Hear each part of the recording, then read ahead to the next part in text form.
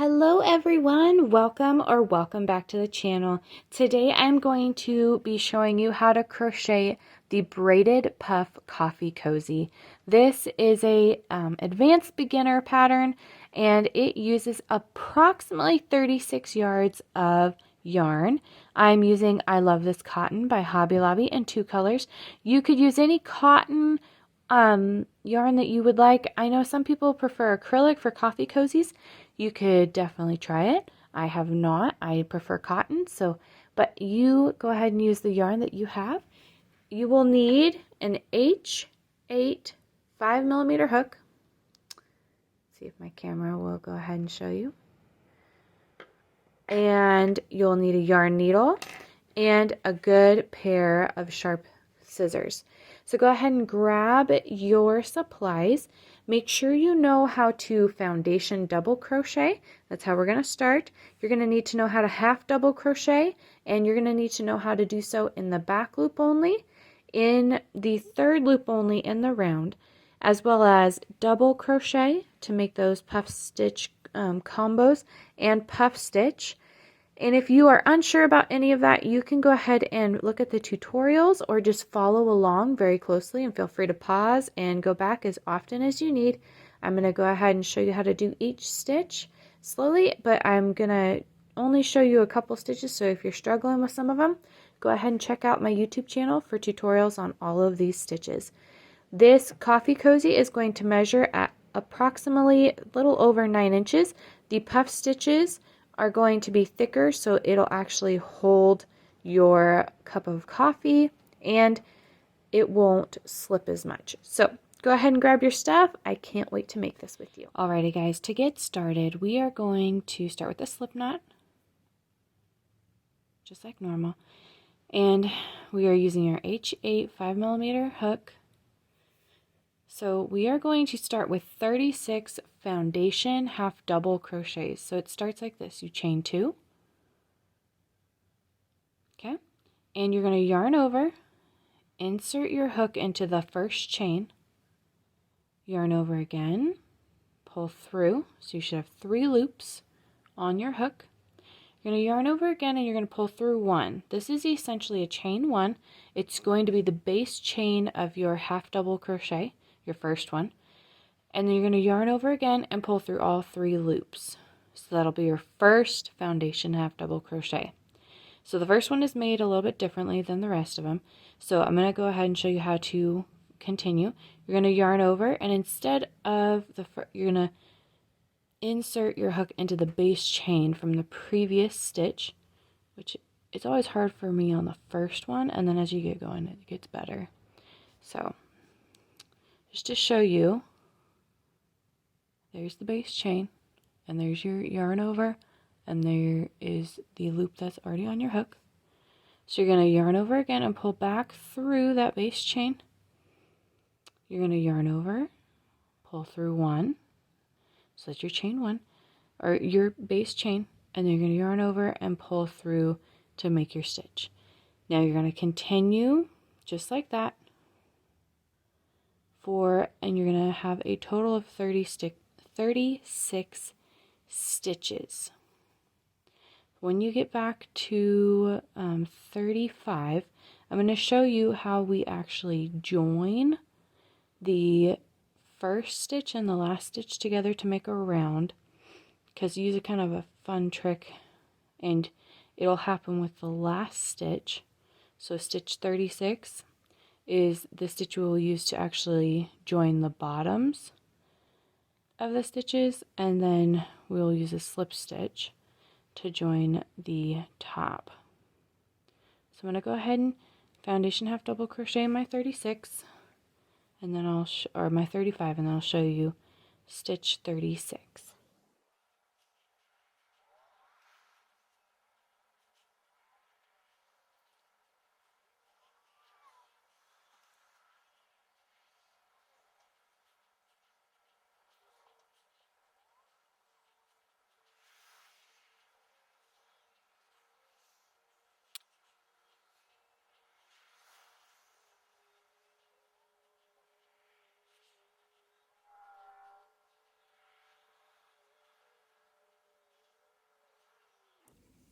Alrighty guys, so I have 35 foundation half double crochets.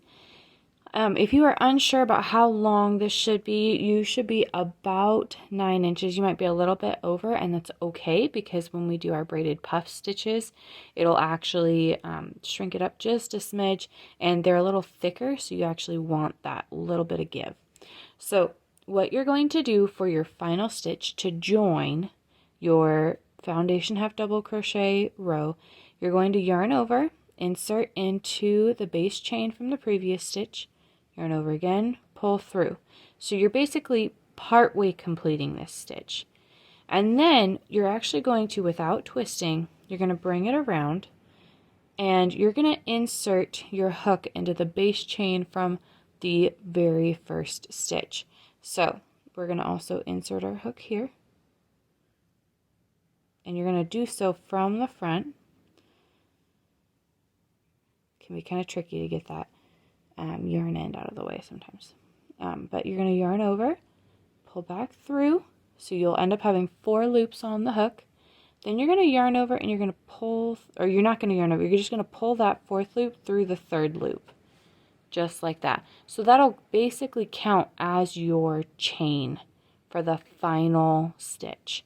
Then you're going to yarn over and pull through all 3 loops. So you now have 36 stitches, and you can kind of like pull this guy down because it can kind of get up a little bit. And then you're going to slip stitch to the top of the first stitch. And there you go. You have joined your foundation half double crochet round. Now, our next row, or our next round, is we're going to chain 1 when we don't turn, and instead we're going to half double crochet into the back loop only. Just make sure you don't forget that first stitch, because especially within rounds, I find that sometimes people can kind of skip over that first stitch. Don't do that. You want to make sure that you're keeping 36 stitches the whole time. So make sure you're half double crochet in the back loop only, and you're just going to go ahead and do that all the way around. This will give a little bit of texture to the right side, which is the side facing you.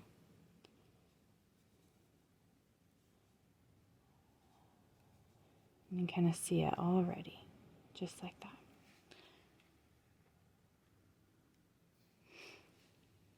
And it'll look like at first, it'll look like it's stretching out, but it's really just the stitches. They'll stretch out for a minute and then they'll come back together.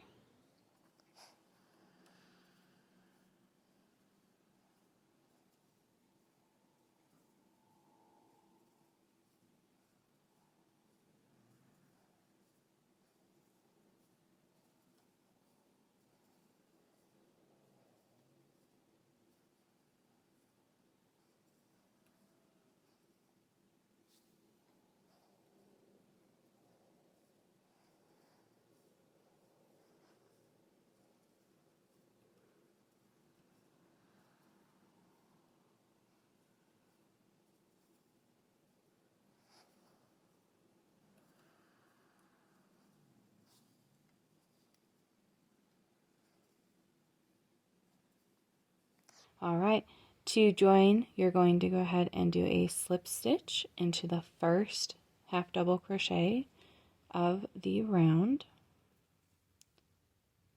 And voila, there you go. All right, the next row we're going to chain 1. We're not going to turn.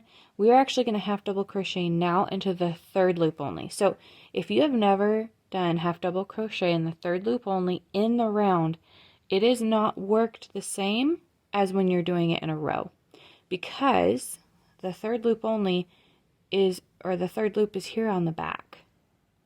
Usually when you turn, you would just automatically, oh, it's right there.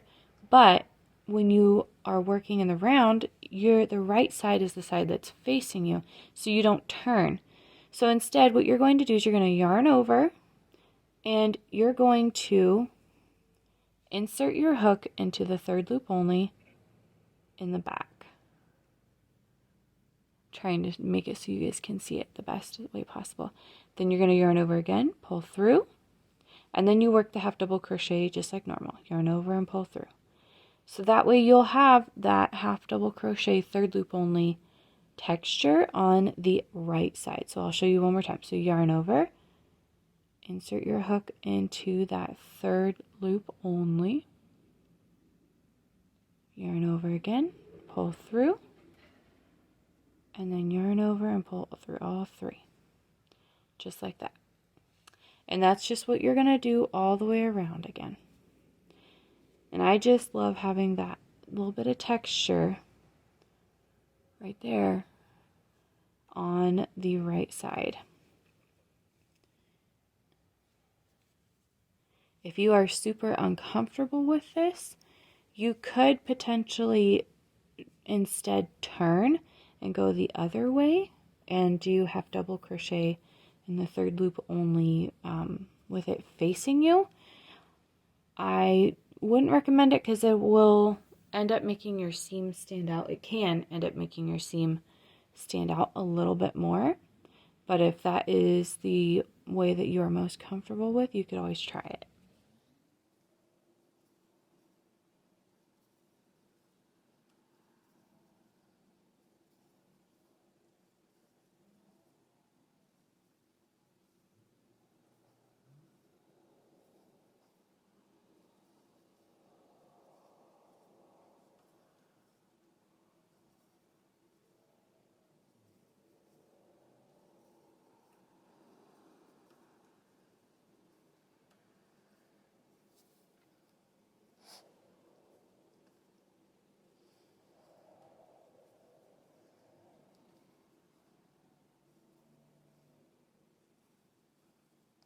All right, complete your final half double crochet in the third loop only, and then we're going to slip stitch to the first stitch, just like before, to join.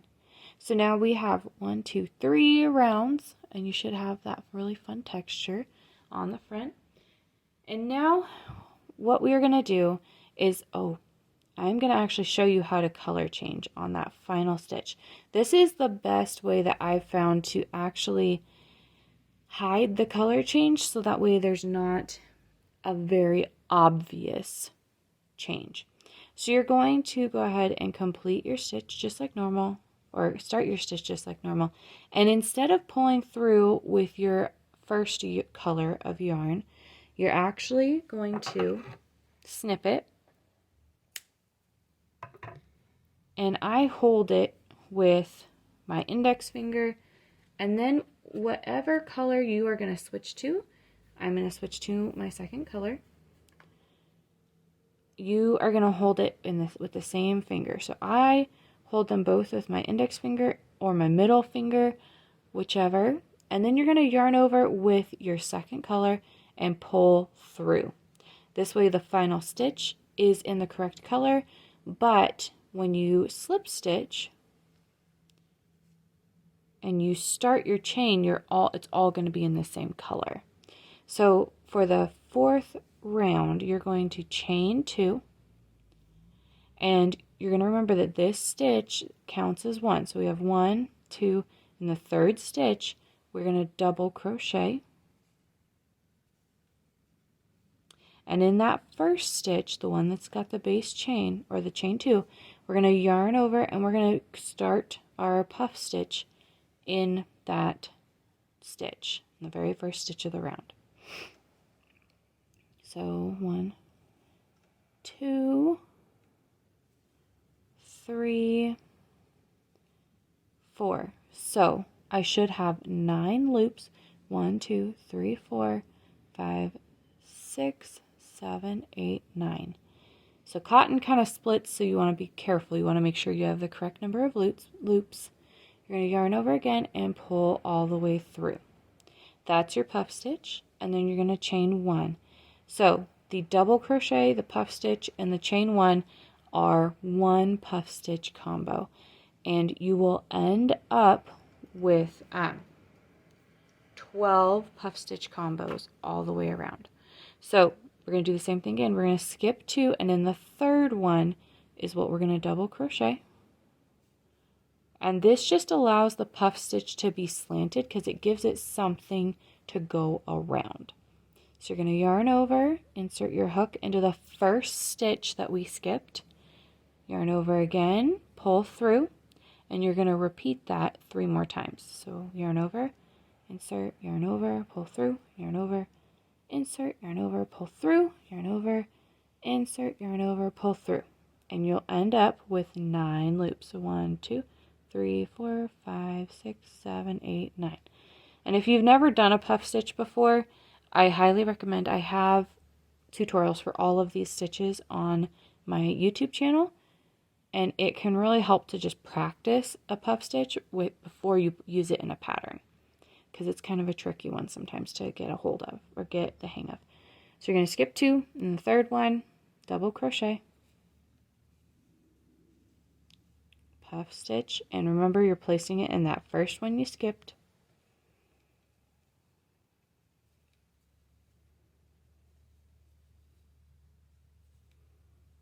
9 loops, yarn over, pull all the way through,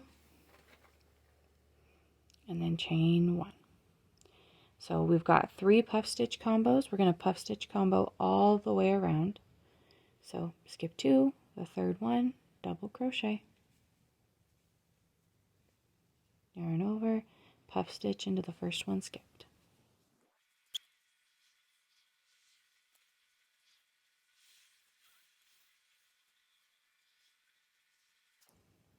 Alright, so once you have finished your round of puff stitch combos, if you need to, I find that sometimes you have to tighten up your 2 colors from your color change, and when we weave in the ends and we secure them, they'll be nice and tight. But you're going to go ahead and slip stitch to the top of the double crochet, not the chain 2, the double crochet from the first puff stitch combo. And what you're going to do is you're going to chain 2 again, and this time you're going to turn. If you don't turn, the next row of puff stitches will actually just be facing the same way, and it will not create the puff stitch braid that we are looking for. So this round I find is actually a little bit simpler because you're just going to be crocheting into the spaces between puff stitch combos. So the first one, you're going to yarn over, insert your hook into the first space right here between the first 2 puff stitch combos, and then you're going to puff stitch in between the space between the chain 2 from the previous row and the last puff stitch combo we made. That's where your puff stitch is going to be placed. Yarn over, pull through, and chain 1. So the stitches are the same. The only thing that is different is their placement. So double crochet, you're going to put it into the next the next chain space, and you're going to puff stitch in the previous chain space.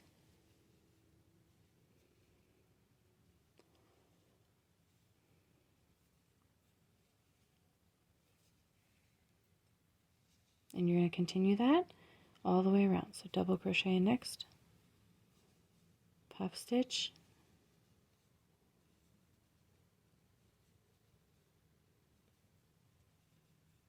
and then chain 1 all the way around.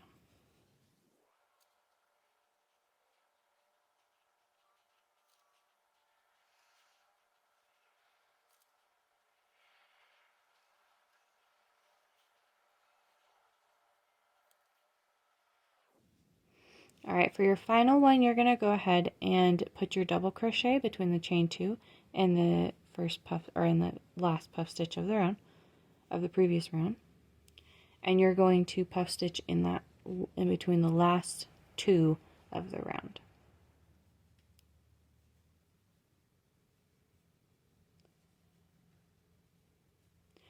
And then here's where the color change is going to happen. So what I do is you can do color change on a couple different spots. You can do it on the chain 1. I don't love that because we're going to be actually crocheting into that chain 1 and it's harder to tighten for me. So what I'm going to do is I'm actually going to insert my hook, and we're going to color change on the slip stitch this time. So I'm going to go ahead and snip color 2, and I'm going to go back to the first color. You could technically do even 3 colors if you wanted to and have color 3, but what I do is there's a couple ways. I am going to actually hold them on the inside, mainly so they are out of my way when I'm crocheting. And I also know what side to weave in the ends, because sometimes you can get kind of crazy with that otherwise. So I'm going to slip stitch. And then I pull it nice and tight, and I chain 1. And then I'm going to go ahead and turn back around, so the right side. And I know you can see this yarn right here. The awesome part is when you weave in the ends, you won't really be able to notice at all. So the next round, what we are going to do is we've already got our chain 1. So we're going to half double crochet into each stitch that was part of the puff stitches. So you'll notice here I skipped the slip stitch. You do not want to crochet into that slip stitch, and if you need to, you can go ahead and tighten it up so you can barely see it as well.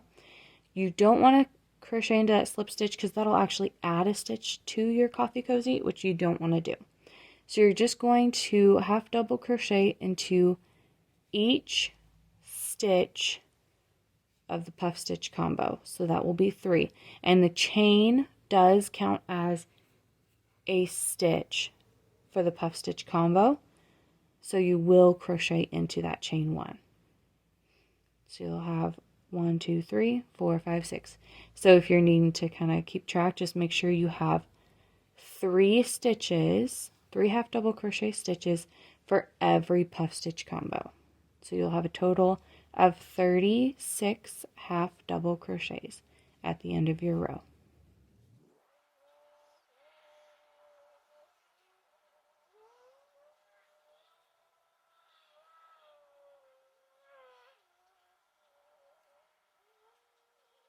And you're going to go ahead and slip stitch at the end of your round to the first stitch of the round.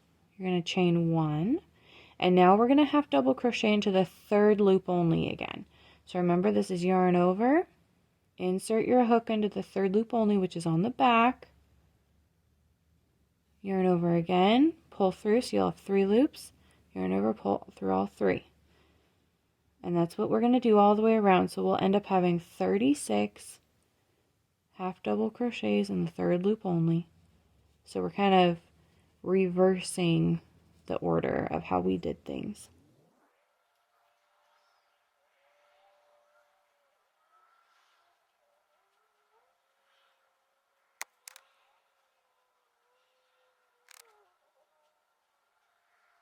Alrighty guys, at the end of your row, what you're going to do is you are going to go ahead and slip stitch again to the first stitch of your row, or round, sorry. And then you're going to chain 1 again, and then you're just going to half double crochet in the back loop only again. Just like that. And this will be the final round of our coffee cozy. So you'll want to have 36 half double crochets in the back loop only.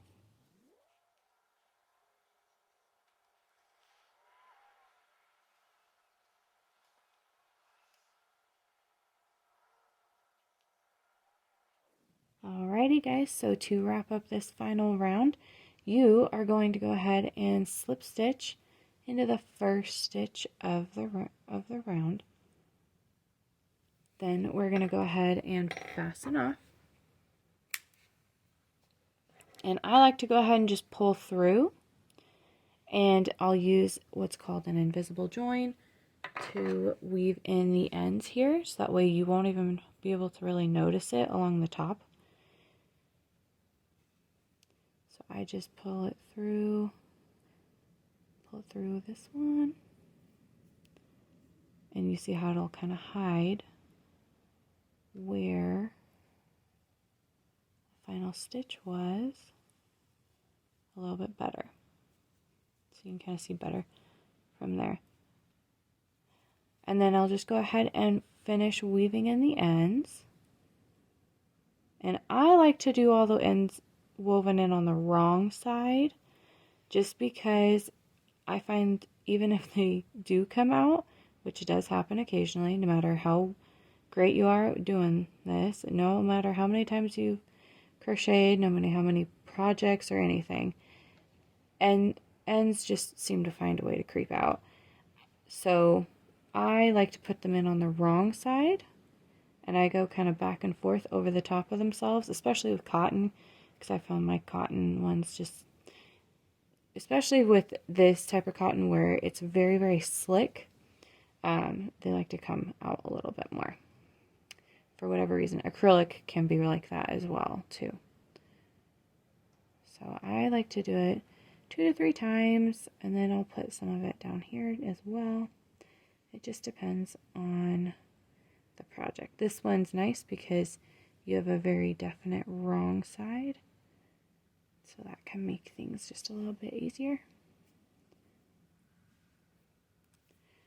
And then I'm going to go ahead and flip it inside out just to make it easier to show you how to weave in the ends here. So what I do is I actually will tie a knot here just to really secure, especially the top color change. I find that this one can tend to be a little more loose, and I really do not want it coming loose with the puff stitches especially. This one, the bottom one, you could probably get away with not, but I always like to secure it a little bit more, especially if I'm going to be taking it to a market or giving it as a gift. I don't want them to have to deal with any of the ends, any of the stitches coming loose or anything like that. So I just like to secure the ends, and this one's my top one. So what I'm going to do is I'm just going to go ahead and weave in these ends. And how I suggest you do so is you want to weave in the ends that go with the color. So we'll go like this. It does not have to be perfect, but like I don't want the bright pink, the dark pink, I should say, coming out where the light pink is. I don't want them to see that. So I'm going to go ahead and weave it in where these stitches are. So even if it does pop out for some crazy reason on the right side, they're not even going to be able to really notice because it's with the dark pink stitches. Same thing with the light pink. I want the light pink intermixed with the puff stitches, not with the dark pink. So just as a little clarification there. So I'm going to go ahead and wrap this up, and I will show you the final product here in just a moment. Alrighty guys, so now we're going to go ahead and flip our coffee cozies right side out. So there's our seam, so the opposite side. There you go. There is your braided puff coffee cozy. That is a pretty quick make. I usually can make them in about half an hour when I'm not teaching. And they are just so much fun. They would make the perfect Mother's Day gift or birthday gift, or really just for yourself, just if you want to treat yourself, or market prep. That's what I use them for a lot. But I hope you enjoy. If you like this pattern, please like and subscribe to my YouTube channel. And if you want the written pattern, you can find it in my Etsy shop at God's Gift of Creativity, or you can find the free pattern on my blog at godsgiftofcreativity.com. I hope you have a wonderful day, and I hope to see you again. Thanks, guys.